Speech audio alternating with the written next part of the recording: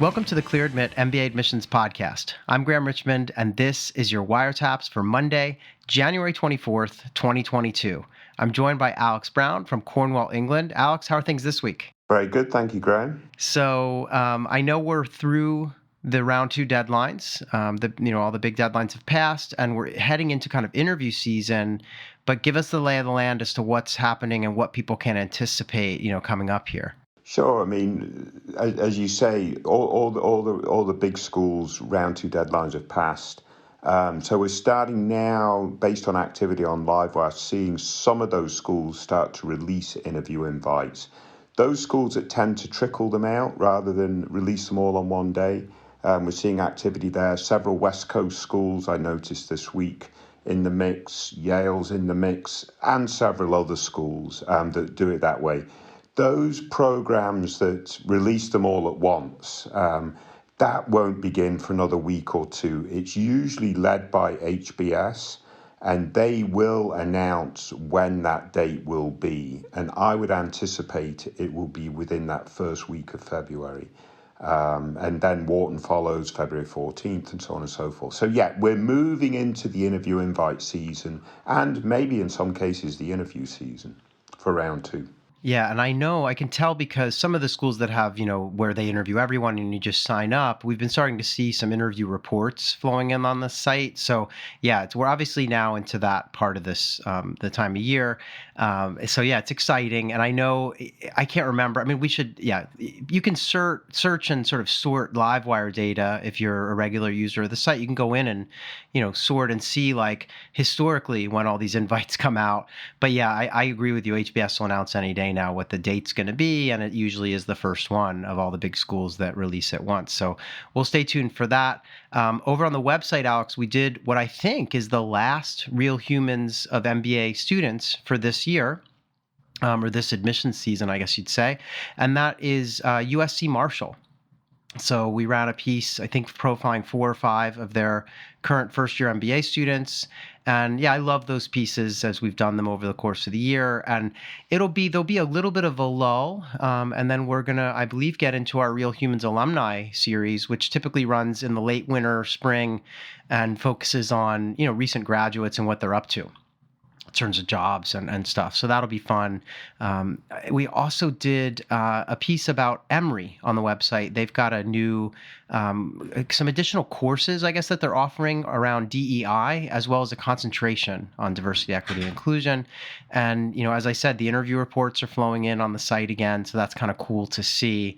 But yeah, lots of good stuff. And it's, I'm in a particularly kind of wintry mood today because as I told you, I'm actually in New York this week and then going to be down with the rest of the Clear Admit team in Philly next week. And it's snowing in New York. So it's been kind of a fun little travel, for me so far, at least. And how was the travel? How was the trip?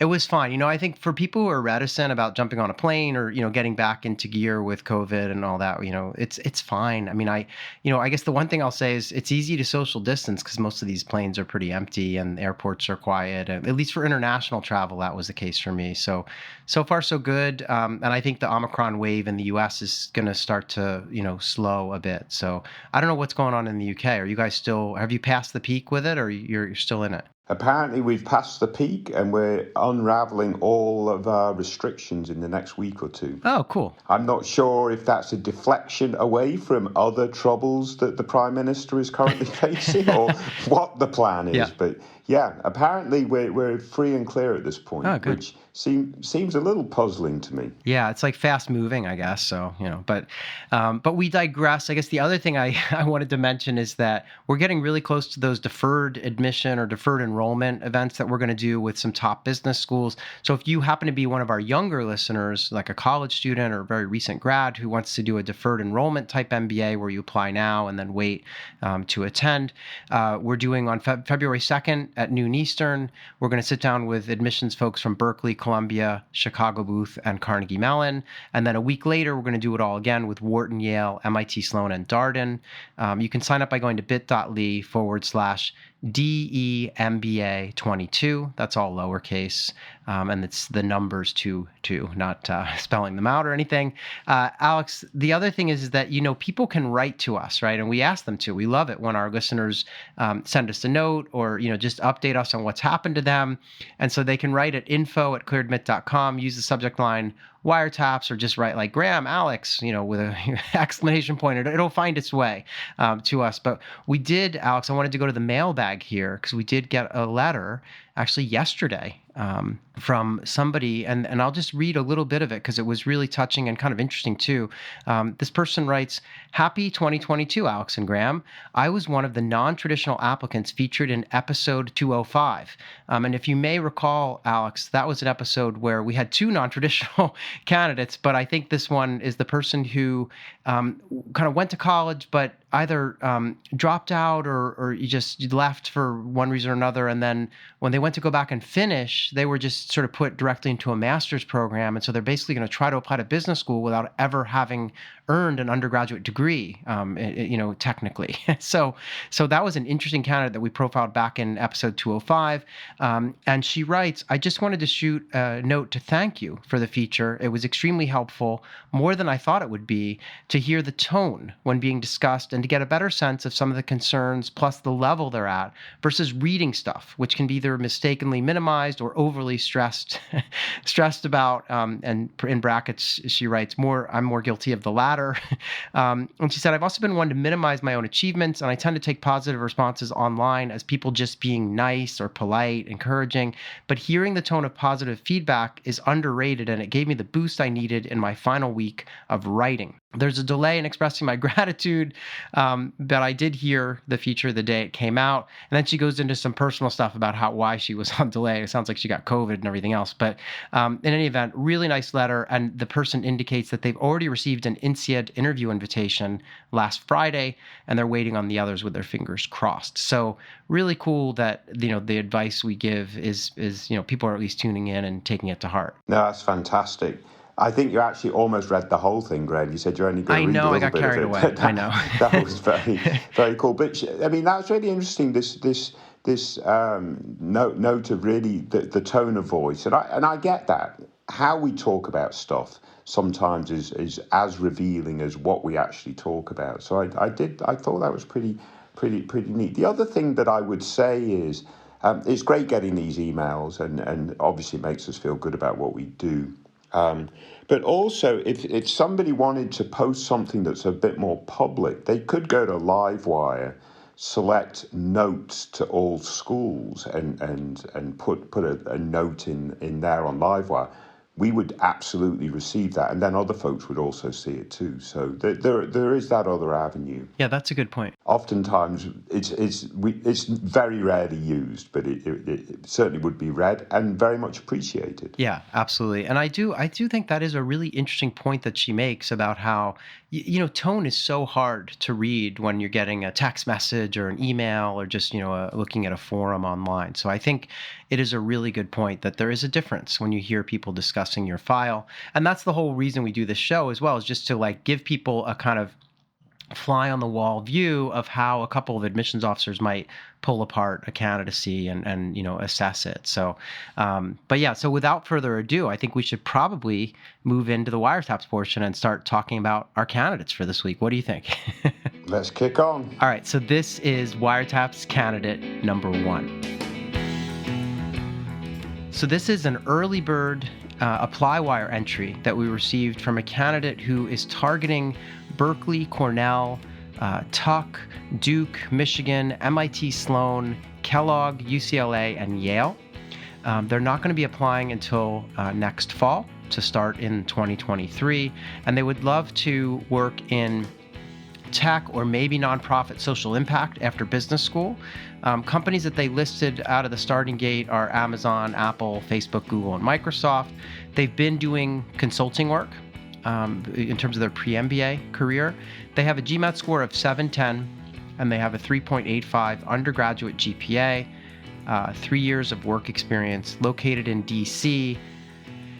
And they left us, a relatively long note with a lot of good detail. They indicate they're a 26-year-old white female, went to a top 20 public undergrad, and they graduated with honors from the honors program within the college. Sounds like there was a lot of, it was an undergraduate business program, as far as I understood it. Tons of extracurriculars, even currently. And so, and again, they wanted the detail, and we'll talk more about it. But Alex, what's your sort of initial take when you see a candidate like this? Because, she is asking us for feedback on school selection and whether, that 710 GMAT and all these different questions she has. So do you want to walk us through? Yeah, Graham, honestly, there's a lot to like here. I think for several reasons. I mean, I like that 385 GPA, obviously. That's a record of 4 years of academic achievement, whilst also being super busy and engaged in extracurriculars. So that already tells me a lot about this candidate. In terms of their work experience, they've got I think they say 3 years, and they're going to have another year under their belt. They've had 2 promotions and expect a 3rd promotion. They switched from Big Four to sort of tech consulting, I think federal government sort of tech consulting, something like that. But it seems like their work experience has they're probably going to be able to show good impact, good growth, and so forth, the sort of things that we look for in candidates, and continuing that sort of extracurricular involvement outside of work and so on and so forth. There's just a lot to like here, and this candidate, and the fact that they're sort of targeting to apply next year, they've got a lot of time in front of them to sort of make sure they optimize their candidacy. One of their areas of concern, as they articulated, is this 710 on the GMAT, which, again, frankly, Graham, I think it's ridiculous to stress about having a 710 on the GMAT. But the reality is, if you're applying to top programs, that's going to be 20 points below the median of those top programs. So is that a concern? Right. I would say it's potentially a bit of a concern. I think it's nice that she can sort of counteract that with that 385 GPA. I think that's very good. The fact that she's taken the GMAT twice, obviously prepped very well and got identical scores, says to me that no matter what she decides to do, if she's retaking the GMAT, she's probably, for the effort she's going to need to put in, she's probably not going to materially change that score. I think the advice that you gave her on ApplyWire is outstanding, and I'd missed it. It's go ahead, do MBA Math or HBS CORe, show schools that you're really serious about showing that you're prepared and ready for business school this upcoming season. And make sure you're targeting top programs, because she has a nice spread of programs. She has a couple of M7s in the mix, but surely in round one, she's got plenty of time to apply. In round one, she could include 3 or 4 M7s, maybe 1 top 16, and then evaluate her performance after round one to adjust her strategy for round 2. But yeah, mostly, Graham, I think we've got a really strong candidate here. Yeah, and I think the issue with the 710, which I agree with you, like, it used to be that, geez, anything north of 700 like puts you in play. I think the issue that she was like sort of harping on in particular was that, she has a 54th percentile on the quantitative and a 94th on the verbal. So the quant is a little weaker. And, she has this undergraduate business background, which, then makes you sort of say, well, wow, why is she not doing well on the quant section of the GMAT? And some people just aren't great at these tests, and that's totally acceptable. Can I interrupt you there on one little point there, Graham? Yeah, of course. That 47 score on the GMAT used to be the benchmark, right, for top programs. If you got 47 or above, you were free and clear. Yeah. So what has happened over the next several years? I don't think everybody's necessarily gotten smarter.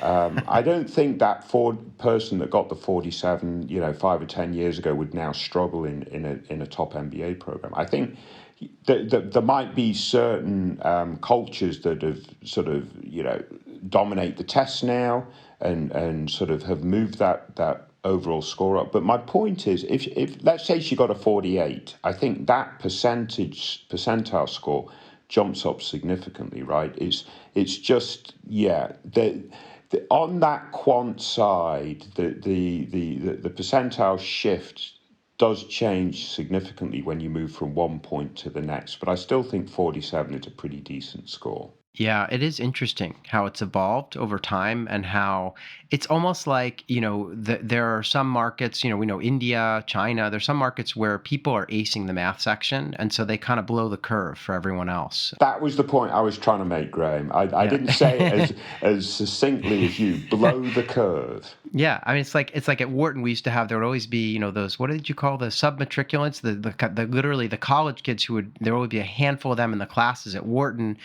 because they were doing a straight MBA from undergrad and they would always get perfect marks and we would always be sort of like especially if stuff was on a curve. But anyway, yeah. So I think if she were to take MBA Math or HBS Online Core just to show the schools that like hey she's getting ready for business school and I think that would probably do it. And I love everything else. I mean, great extracurriculars. Her current extracurriculars actually match up with some of her goals in terms of, trying to use technology to help those in need. And so she has a lot of things going for her. And I think you're absolutely right. She has 9 schools on the list. She probably only needs to apply to like 4 or 5 in round 1. And I would go with a more top heavy list than what she currently has and see where the chips fall. And then, like you said, readjust in round 2. But and she's applying through the Forte Foundation, I guess. So she, so that's fine. And there's no negative to that at all. But again, I would encourage her to at least take a flyer on a couple other M7 schools, given all this, there's a lot to like, as you would say. Yeah, absolutely. Yeah. So let's move on and talk about, I want to do, obviously thanks to her for submitting all this great information. It makes it easier for us to kind of assess. But let's move on and talk about WireTaps candidate number 2. So this is a current applicant who applied in round 2. They want to start school next fall, and they applied to Michigan, NYU, Chicago Booth, Wharton, and UVA Darden. They've been working in tech, and they want to work in investment banking after business school. They have what I would call a great big GMAT score of 770. They have a 3.26 GPA, a little below average there, and then they have about 5 years of work experience. And they indicate in the notes here, some dialogue that we had with them, that they are, in their eyes, an overrepresented majority. So I'm going to guess maybe white male. We don't know for sure. They went to Michigan for undergrad, and they've been working as a tech consultant at a top tech company with some promotions. And it's not really technical work so much as project management and project finance type work. So that's kind of their profile. What do you make of this? And this person's already applied, but what do you think is going to happen with them? And how would you sort of assess this candidacy? Yeah, kudos for them for getting the Darden invite. So they're obviously in the mix there. So that's... Oh, right. They got an interview so they've been invited to interview at Darden already. That's good. Yeah. Yeah. So that's one of the schools that we've seen release interviews quite early in this sort of round 2. Yeah. Looking at the other schools on their list, I wouldn't expect them to have heard from many others like Booth and Wharton. We know that they've not released anything at this point and so forth. You made a really good point again on ApplyWire, so I'm going to bounce the ball back to you, Graham. You were a little queasy about someone wanting to move straight from tech into investment banking. Do you want to sort of share a little bit about that concern? Yeah, and what's interesting is this, luckily they provided some more color after this, but I basically said, yeah, it's kind of a leap to go from tech to investment banking, especially if your tech role has been like technical. But they then pointed out that some of their work is really project management and even project finance. So that's a bit more maybe in the ballpark. And I think as long as they were able to explain this in their essays and stuff, I'm hoping that it's okay, But it is, I mean, it's not the most common sort of path. Again, they have a great GMAT score, presumably with that 770, they did really well on the quant. So, I mean, hopefully they can demonstrate that they have the skill set to make it all work. But yeah, that was interesting. And then the other thing that we forgot, or I don't know if you're going to get into this, but they did indicate that, we asked about extracurriculars, and they just said that they were an amateur boxer, and that they currently work on the side as a boxing trainer and a volunteer youth coach. So I don't know how that factors in here as well. But it's not a really common activity. But what do you make of that as kind of their outside activity? Got to pack a punch, Graham, don't you think? Yeah, are they going to knock out the committee with this application? That's the question. Yeah, I don't know. I mean, it is funny though, because it's not a common activity. I don't know of, when I think of business school, I don't think of there being, boxing clubs or anything like that. I mean, maybe there are other, there are probably some martial arts clubs and things, but yeah, it's an unusual activity. What I like about it is there are two things I like about it. One is it is unusual, and that's going to catch the attention of the AdCom reader. I think, that's inevitably going to be the case. So, in terms of your background when you're applying to business schools, if there is something unusual about your interests and passions, and mine would be horses and horse racing and so on and so forth, then at some point you're going to want to address it in your candidacy. But what I really like about this is not just the fact that they're an amateur boxer, but they're a trainer and a youth coach. Right. So yeah, you could go to boxing tournaments, at the weekends and go fight, and that's very good. But they've taken it to another level, and they're impacting others by taking it to that other level. That's what's going to resonate with the AdCom readers, I think. So agreed. That's where I say it packs a punch. Yeah. Now, I don't know, would I have wanted this person on my learning team at Wharton? Because we got into a lot of scuffles, late at night trying to get projects done. Do you want somebody? I'm not stepping in the ring. But you do want them to be your mate. That's for sure. Yeah, that's true. That's true. Yeah. So no, but in all seriousness, I think this person, given what they said about their job, I think they can make the kind of iBanking goal happen. I mean, there are plenty of people who go to business school to get into investment banking, and they don't all come from that domain. So I think they can make that happen. I think the GMAT score is, fantastic. The GPA leaves a little to be desired, but, they went to a good undergraduate program in Michigan. I'm assuming that they had, hopefully they, some quantitative courses and things. I mean, maybe it was undergraduate business school. I don't know. They didn't say. But, again, there's a lot to like here. They have a unique outside activity, as you say. They've translated it to sort of community service in a sense, or helping out in the, helping to, kind of volunteer and things. So, there's a lot to like. I mean, I'll be curious to see where the chips fall and where they get interviews and stuff. I'll ask you another quick question. In terms of their school choice, anything missing on that list? I know they've applied in round 2, so it's a bit of a moot point, but we might as well talk about their school selection. Right. So they want to do investment banking, and obviously you look at Stern, Chicago, Wharton, and you say, yeah, it makes sense. They also have Ross and Darden on the list, which certainly people do go into banking from those schools, but there are a couple of schools that I think of that are not here. One of them would be Cornell, another would be Columbia. I don't know what's driving their decision making there in terms of how they chose these programs. Is that where you were headed with this? What do you think of their selection? Yeah, I mean, again, and I think it's more so because they're moving into investment banking for the first time to really go after a school that's going to train them and give them the opportunities to do that. It did strike me that Johnson and Columbia aren't on this list, but yeah, clearly this candidate's made some decisions and choices with this target list. There are some very good schools on this target list across the board, and some of those are well aligned with investment banking. But I thought it was a bit odd that Johnson at least wasn't there, Columbia, and so forth. Yeah, and I don't know, maybe Columbia is more a question of they're worried about having not been in the early decision round or something. Yeah. It's interesting. Yeah, hard to say. Yeah. But so some food for thought. Obviously, as you said, they've already applied, so we'll see where the chips fall. But yeah, best of luck to them, and I appreciate them chiming in. I do like it when people leave us comments and shed more light on different areas that we're questioning about. So I appreciated them taking the time to write that stuff up. But yeah, keep us posted in the notes there. Very interesting to see what happens. But let's move on. We have one more candidate. So this is going to be WireTaps candidate number 3. So this is, in the tradition we've kind of recently established, a DecisionWire entry that we've received from a candidate who is undecided about where to attend. They applied to Harvard, MIT Sloan, Stanford, and Wharton, so pretty hardcore list of target schools there. And they wound up getting into MIT with a $100,000 scholarship and to Wharton with a $10,000 scholarship. They were rejected at Harvard and Stanford. They want to work in consulting after business school, and the companies that they're hoping to work for are Bain, BCG, or McKinsey. Their GMAT score was a 710, and the GPA 3.6.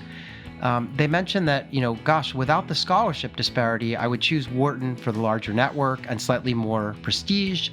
I'm not sure if Wharton is worth the extra money with the current price difference, though, if I'm interested in doing consulting. So what do you think of this? There was a lot of back and forth, and what's so cool about this is most of the back and forth and commenting on the site was from members of the community. I know Elliot chimed in from our team at the end, but there was a lot of back and forth from just folks who are, users of the site lending their kind of opinion. But what do you make of this? Wharton with 10K or Sloan with 100K? Yeah, it's very interesting. I'll take another track at the very beginning, though.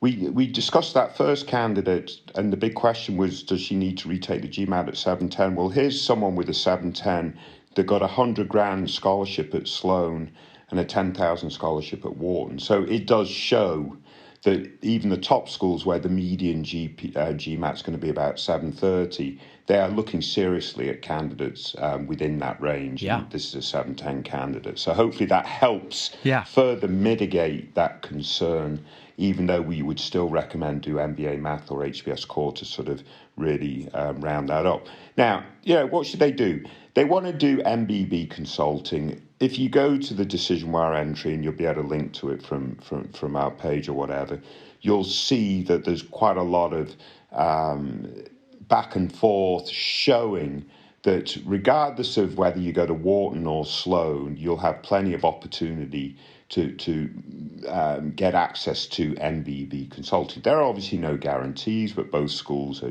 good sort of places to sort of optimize your opportunities for that. So that would then make you think, well, actually, probably Sloan's a better choice because it's 90,000 cheaper and so forth.